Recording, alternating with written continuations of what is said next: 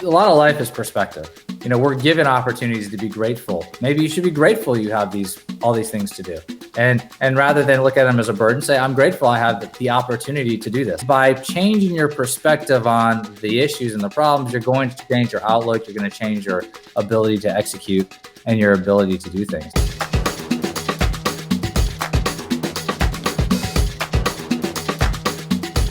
Hello, Agentpreneurs, and welcome to today's episode of the Daily List Report. We've got a great show for you today. I'm proud to bring you a lifelong friend, a guy I've known for 20 years, Kurt Davis. He started his career 20 years ago, basically in Asia, and he worked in finance and business development with technology companies. And his career has taken a really interesting trajectory since then. And he's really focused right now on health and wellness. He's always been well-traveled, and he's got a bunch of great stories to share. In fact, he's written a book. Let me pull up a couple things on screen real quick. First is his website, KD Alive, Live Your Best Life. So it's self-evident right there when you hit this webpage what he's all about. A couple other things. I've got his Instagram here, KD Alive. Make sure you give him a follow. There's a bunch of great content there. Also on YouTube. All of these links, of course, are below, so definitely check them out, watch some of his videos, and check out what he's up to. He's recently written a book. It's called Finding Soul from Silicon Valley to Africa, a travel memoir of personal journey through 20 countries in Africa. And I remember when he called me and he was like, dude, I'm going to Africa. And it was going to be this short thing, and he was going to go check it out. And he ended up traveling the continent of Africa, And the stories were amazing and remarkable, and it changed him in some really fundamental ways. And we're going to talk a little bit about that. That's what led to this book. Of course, while you're here, please consider subscribing to our channel. Click that little bell so you're notified of all future episodes, and you never miss an amazing guest like this. So without further ado, I'm going to bring Kurt on. Kurt, welcome to the show. Thanks, Randy. It's a pleasure to be here and to meet your audience. So hello, everyone. Absolutely, Kurt. Thanks so much for taking time to do this today. I'm excited to talk with you because, like I said, and in the intro here, right, you've been through this amazing sort of personal journey over the last, I don't know what it's been now, 5-6 years, right? And so why don't we start off here? I love it when my guests take a moment to sort of introduce themselves. And so why don't you take a moment so that everybody gets to know who Kurt is?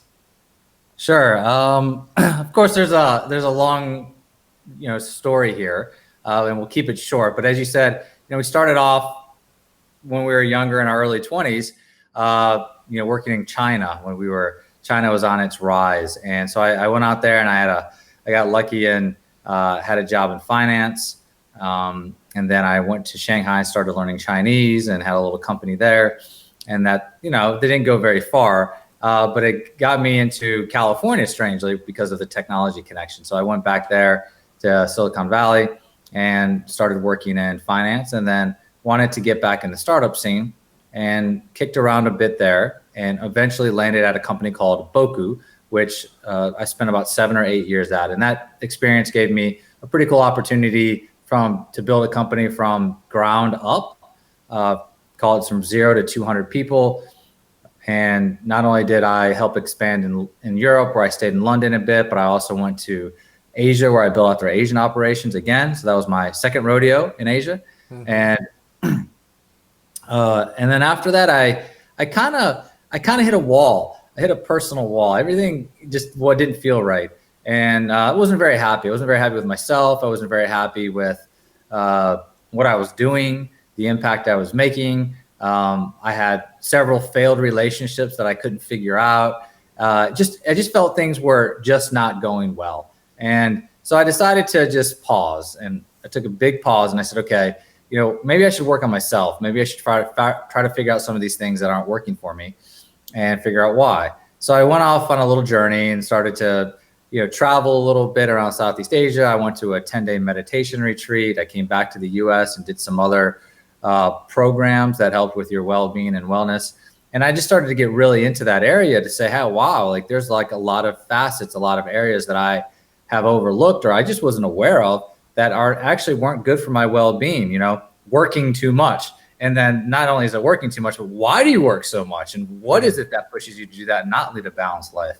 Or what is it that causes you to react in certain ways to different relationships or triggers? So I started to learn all about that. And I was really fascinated. And at some point I was like, well, what is it that I want to do? And I was like, well, I didn't know. And so I said, well, I like to travel. So I said, okay, I'll take a little time and go travel. And Africa, as China was in the early 2000s, is up and coming.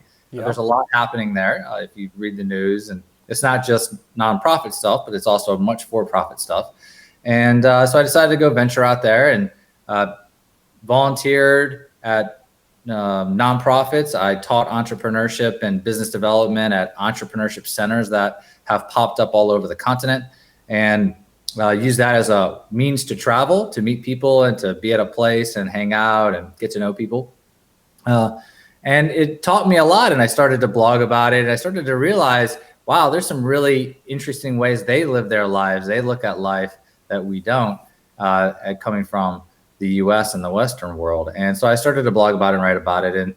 And the end result is the book. And that's why we're here today. So awesome. Since I came back from Africa, I've been writing, I've been consulting with some companies, and kind of trying to figure out where I want to jump into next, which I think I've figured out next year. But yeah. That's awesome, Kurt. That's awesome. I mean, it's, for everyone's perspective here, right? Like I said, Kurt and I go back a long way, right? Kurt and I used to go to the driving range together 20 years ago. If you can believe that, Kurt, that was 20 years ago on the Kowloon side of Hong Kong. We used to meet up there with another friend and hit balls. And, Kurt was a total suit back then, right? You were working for some GE fund or something like that, hanging out over there, and we were just having a good time. And as he talked about, his journey has taken some twists and turns since then. So, Kurt, let's start here, because I really want to focus on sort of your learnings from this book, but more specifically, right, this idea that you felt lost, right? You felt like your life didn't have the purpose that you wanted it to do, that maybe you were stuck to some degree, right? And,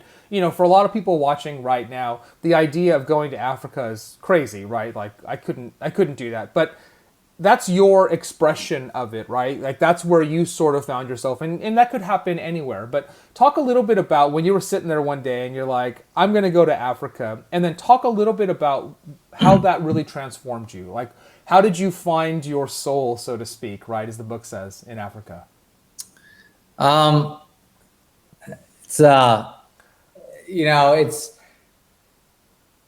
think you have to start when you're in a phase like that, and you're in a funk, or you're in a place where you're lost. You kind of have to figure out what's happening, what's causing these things, and you step back and you start to learn about yourself, right? You start to say, okay, like, why is it that I'm unhappy? Why don't I like what I'm doing anymore? Why, and then you dig a little bit deeper. And sometimes you don't have any answers, to be honest with you. You just change. Sometimes you just change as a person. And it could be because of experiences. It could be because of the way your last experiences, or where you've traveled. You just start to change as a person. And you sometimes have to grasp that change and just say, I'm just changing as a person.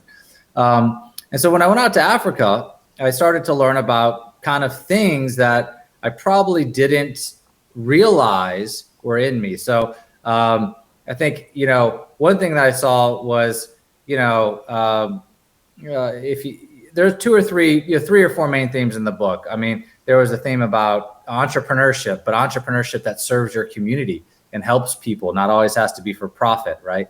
It doesn't have to be, we're taking a big risk to make billions of dollars, but it can be, hey, we're doing our part to make our community a better place, right? And that's something we saw in Zambia, where a lot of the entrepreneurs were building companies to actually just help the immediate community members either get access to, everyday necessities and food, or carpooling type stuff to get kids to school, because it's really hard for kids to walk to school because they're so many miles away, or even just like basic mobile phone services that we take for granted, right? So just lots of really basic things that can enhance the community. And they took a lot of pride in that, and they actually supported each other in that. So I thought that was really powerful. And it also makes me think, like, I always didn't support my community, just in your backyard.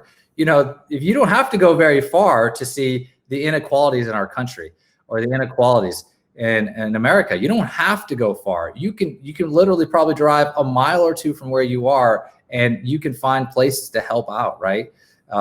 And I think that's something that dawned on me, a realization. we don't all have to be Bill Gates. Like, if everybody did their part, we would solve a lot of the problems that we have. Another big thing was empathy, and like how I start to realize what empathy is. And it's like, actually, when you get involved with other people and you really start to understand and learn their lives and their desires and their hopes and their dreams and what they want, and one of the big themes was entrepreneurship. I mean, you're in a refugee camp and, hey, yeah, they want clean water and food. They want all of that, but they also want an opportunity. They also want to control their own destiny. They don't want to have to rely on these corrupt and countries or politicians so they, entrepreneurship became, very much an empowerment thing, but it's also being empathetic to that and wanting to give them the opportunity. No, that's really interesting, Kurt. Let me ask you a question, right? You talked about the why, right? And understanding your why is everything. As they say, a strong why will get you through anyhow, right? And I've talked to a lot of people, a lot of agents who they haven't really defined their why. And look, that why can be financially motivated. It can be, I need to make money to take care of my family, right? That's okay. That's acceptable. Some of the things that you're talking about here, Kurt, is sort of an extension of that into this idea that, helping other people, health, wellness, giving. I'm curious for you, right, in the people that you've dealt with, for yourself personally, for people watching right now who aren't spending some percentage of their time, let's say, giving back, how powerful is that in sort of shaping kind of your day job and who you are and your overall why? Does that make sense? Yeah, it's a great question. It's something that we talk about. We have a well-being program. We call it the Ultimate Well-Being Program.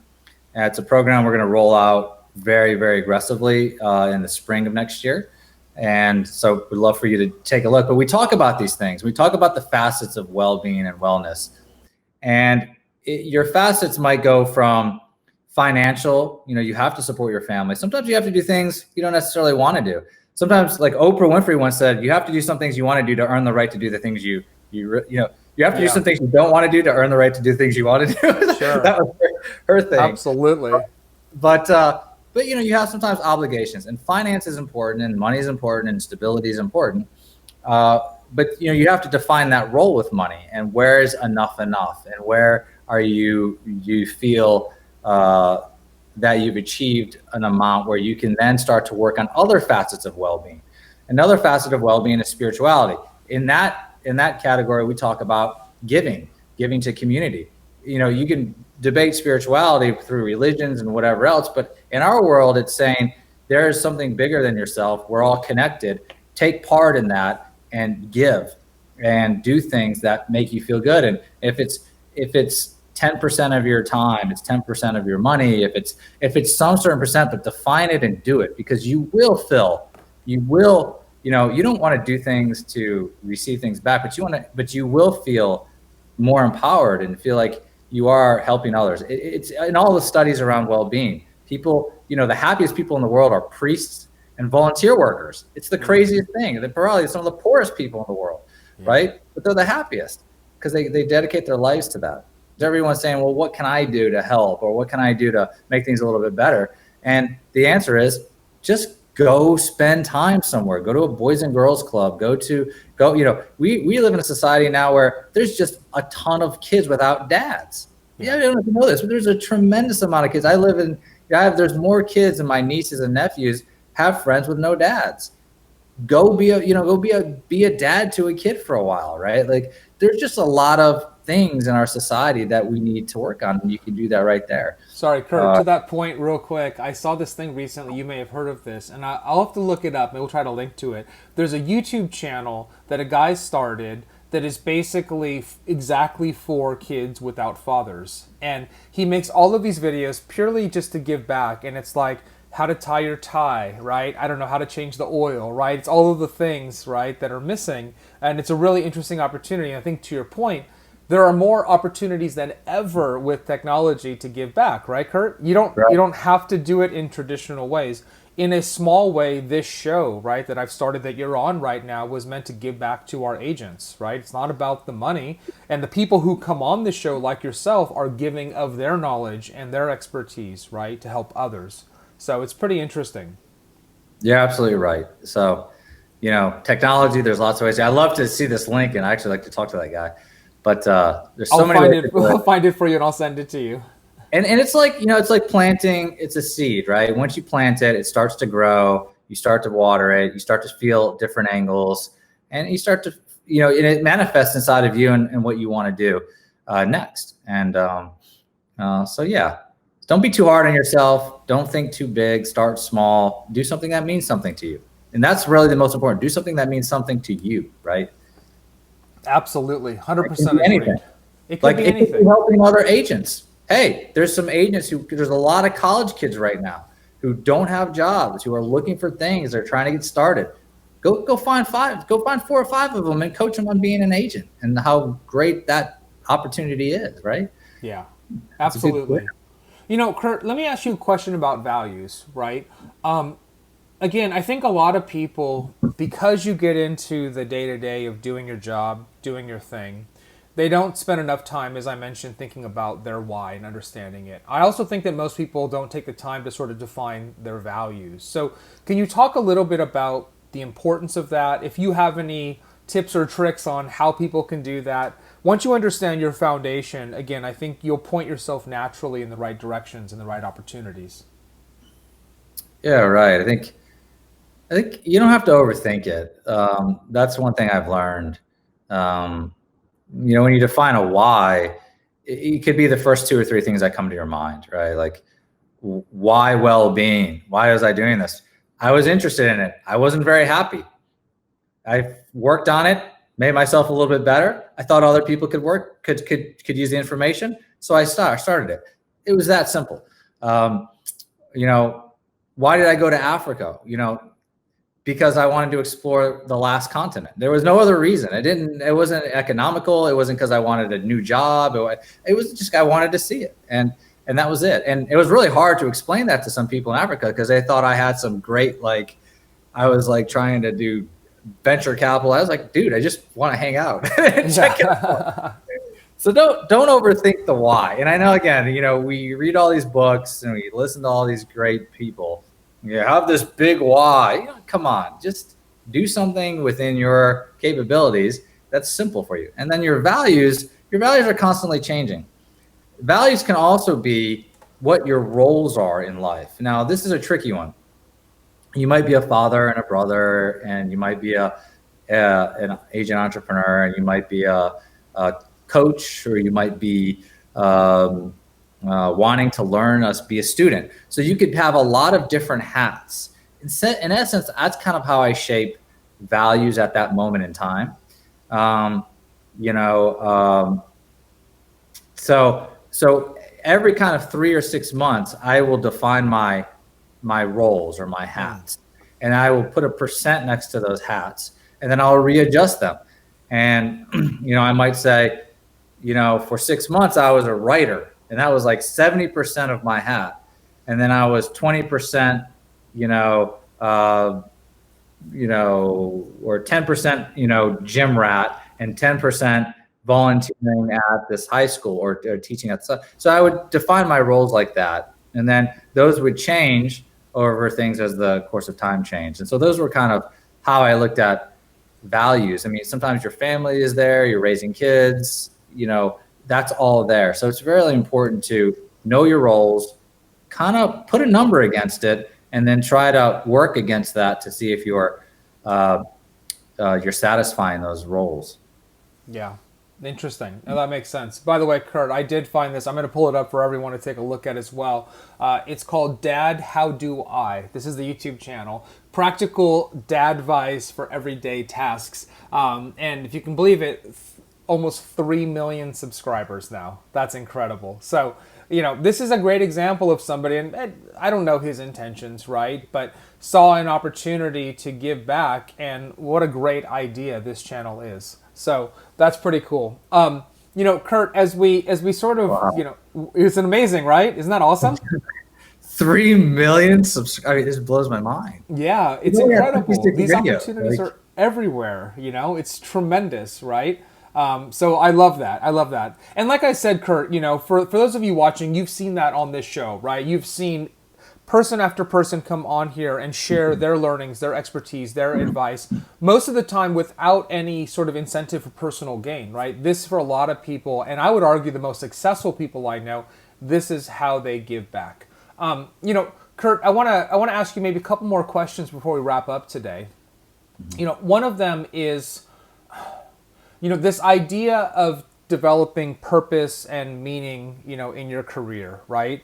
And you and I are both entrepreneurs, right? And there's something that's tremendously empowering about being an entrepreneur. It's tremendously challenging as well. And as I mentioned to you as we prepped for this show, we call everybody out there watching right now our agentpreneurs, right? Because as a real estate agent, you all know this that you're watching right now, is that you are like an entrepreneur. You have to be good at finance and sales and negotiation and administration. You sort of have to do everything.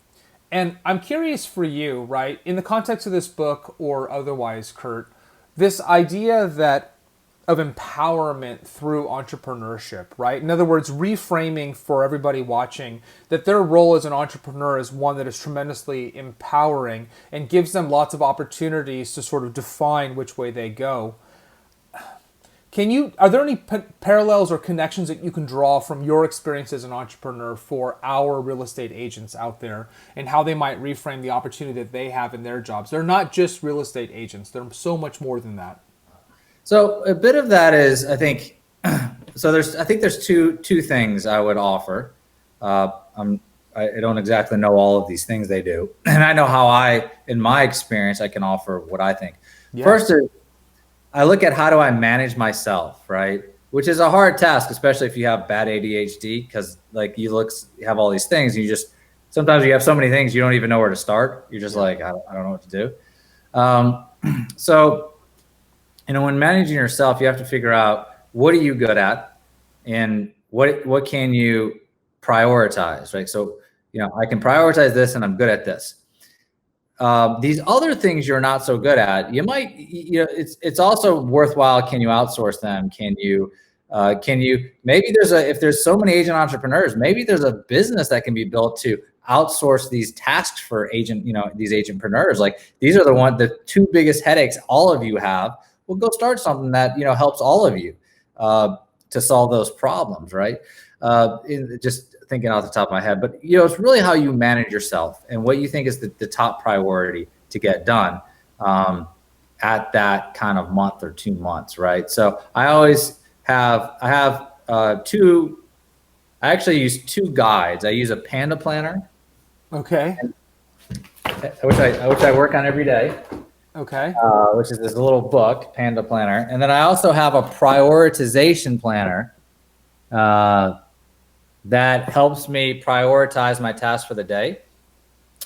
And then I work with something called the Pomodoro technique, which is 25 minutes of work, 5 minutes of rest, 25 minutes of work, 5 minutes of rest. And so that way I focus on a task for that 25 minutes. Now I can focus on the same task for 30 minutes for 3 times in a row, right? But then I take 5 minutes off and then I revert to a new task. So it allows me for that 25 minutes to shut everything down, or 30 minutes, and then work on something else. So again, I would urge you to figure out how do you manage yourself and manage your tasks to the best that you can, and use something like that to help you. That helps me. The other thing is perspective. A lot of life is perspective. And one of the things I learned about Africa through my travels is perspective. We're given opportunities to be grateful. Maybe you should be grateful you have all these things to do. And rather than look at them as a burden, say, I'm grateful I have the opportunity to do this. I'm grateful I have to go do my finances and taxes. I'm grateful, I got to run around and talk to these people. And by changing your perspective on the issues and the problems, you're going to change your outlook. You're going to change your ability to execute and your ability to do things. So to wrap it up, I would say, how you manage yourself and how you prioritize, and then how you give yourself a different perspective on the issues. Yeah, absolutely. Absolutely. And just since you brought it up, because I think these are useful, and I know a lot of people who use these to great success, is when you talk about the Pomodoro technique, these, I have it on screen right now, just pulled it up on Amazon, right? These cubes is one way to do that, right? Where you have these cubes and you put them on your desk and you flip them over, right? And you actually, Kurt, to your point, you kind of manage your time with it, right? And you have focus time and then you take a break. Those are actually pretty cool. Kurt, I also had somebody on recently. She's been on, we're doing a series together. Her name is Camille Rose. And she actually came to an offsite that I had with my team last week, Kurt. And she said something that I thought was great. She said, you cannot be fearful and grateful at the same time. And I thought that was really powerful, right? And we talked about it in the context of leading every day, everything with gratitude. And I've seen that. I've got one guy, I won't call him out right now, on my team in particular. This guy is just grateful. And I've seen in him that as a result of that, he just has no fear. And I just love it. I just wanted to bring it up as a quick anecdote, but I love that. You cannot be fearful and grateful at the same time. So, Kurt, it's a little bit of a yin and yang, It is. It's a little bit, yeah. Absolutely. Kurt, any parting words, anything that I didn't touch on that you wanted to talk about today before we wrap up the show? Yeah, I'll give you some parting words. These are the same parting words my father left me. He passed away last week. Yeah, his last words were, do your best with what you have and let God take care of the rest. And those would be my parting words for you guys. Kurt, thank you for that. I saw that and I'm so sorry for your loss. Those are great words. And I think that, you've given every indication that you're going to live your life to the fullest, right? You're going to make the most of the opportunities as a result of that. So, Kurt, thanks for coming on today. I appreciate it. I hope we get a chance to talk to you again real soon. It's always good to see you. Likewise. Okay. Bye. All right, everybody. There you have it. So, back up on the screen right here is Finding Soul from Silicon Valley to Africa. Like I said, I've known Kurt for a long time, and it's crazy because I text him, be like, hey, what are you up to? And he's like, I'm going to learn how to make, flies for a fly fishing trip, or I'm going on a 10-day silent retreat, or I'm going to go, rescue raccoons in the Pacific Northwest. I don't know. It was just always like that, right? He's always lived his life through these experiences, and it's really deeply shaped who he's become. And frankly, how he's spending his life, and it's reflective of that in the work that he's doing. Again, back to his main site, kdalive.com. He's just done a lot of interesting things, and I think it's really inspiring when you see someone who's done these things. It's empowering because you look at it and you're like, gosh, I couldn't possibly do that. But in your own way, you absolutely can. It doesn't mean you have to go to Africa, but you can go down the street, right? As Kurt said, there's a lot of people here who need help, and it really helps shape the purpose that you find in your life. And as Kurt said, you don't have to overthink it. Just go do it. And right now, it's crazy times. You can do this stuff online, right? You can do it through the videos that you make or the conversations that you have. You can do it through one-on-ones. There's just so many ways that you can sort of give of yourself and give of your time. And what you get in return, though that's not why you're doing it, is immeasurable. So I hope you enjoyed the show today. Definitely check out and get his book and follow his links and all of those amazing things. Until tomorrow, be safe, be healthy, be happy. Live a life with purpose. We'll see you soon. Bye.